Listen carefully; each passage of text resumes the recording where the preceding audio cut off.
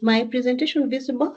Yes, it is. Please take it away. Thank you so much. Let me welcome everybody to this session. It's going to be a nice session, though very packed. So I might be very fast, a little bit fast.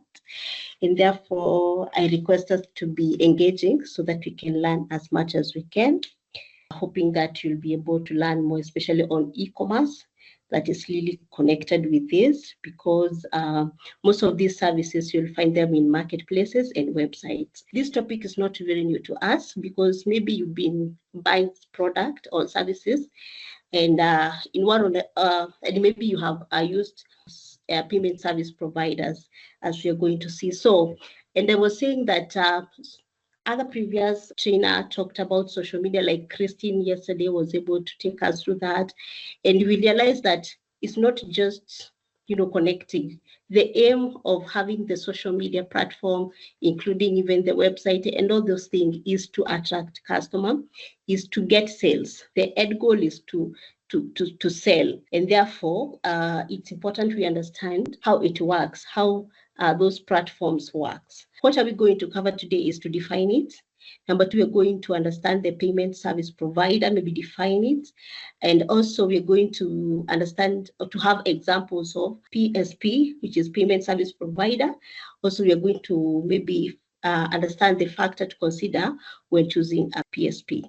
And also, if time allows us, we may want to understand the flow of cash in e-commerce. What is the objective of this session?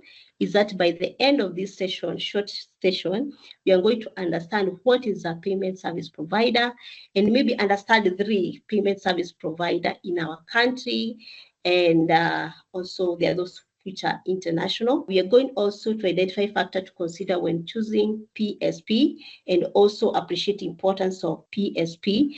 And also we may want to understand what are the gaps associated with the payment service provider. So Billy, would you mind reading us the definition on your screen? Sure, Grace, thank you. I'll gladly do so. So here's the definition for PSPs. Payment service providers are companies that facilitate digital payment transactions between buyers and sellers. It takes care of the technology behind the transfer of money in exchange for a fee. Yes, exactly that. And I think in Kenya, mostly we know M-Pesa, ama Pesapal, ama IP. For example, if you go to Jumia and you want to buy something, you will see there's a different option for you to choose on which method you want to pay with. You might find there's a wallet, actually you find that there's a wallet, and then you find there's a iPay, and then there's a M-Pesa and all that. So those are the method you use to make a payment to the product or services that you buy. And note that these are not free services. Payment service providers, they charge something in return here. So why is it important? Why should you have, or maybe just to ask as a class, why do you think it's important to have this service providers as a business person? Why do you think it's important to have them? Somebody else to read for us. Okay, let me take that one up. Why payment service providers? 1, to allow businesses to expand globally. 2, to prevent fraud. Another one is to allow more than one method of payment, provide data that informs decisions, and finally, to create convenience to customers. Yes, thank you so much. This is to allow business to expand globally. And how do you do that?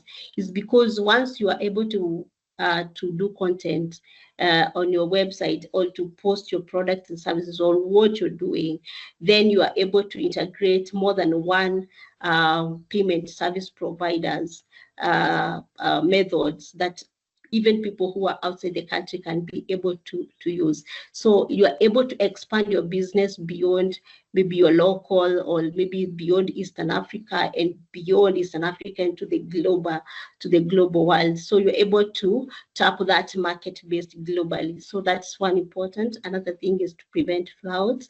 And you understand that there's so much issues to do with technology, and many people take advantage of those loopholes and maybe human inability, for example, to understand tech. So it's important to engage those experts who are able to ensure that the system they're using is effective and it's protected. And also, it's another advantage is that you are able to pay more than one method based on the convenience, based on maybe where you are, maybe it's affordability of it, or how easy it might be for you to pay with that. So that's another advantage. Another advantage is that as a business person, you will have data, because the system is able to collect the data of maybe the kind of product that is much selling, and maybe which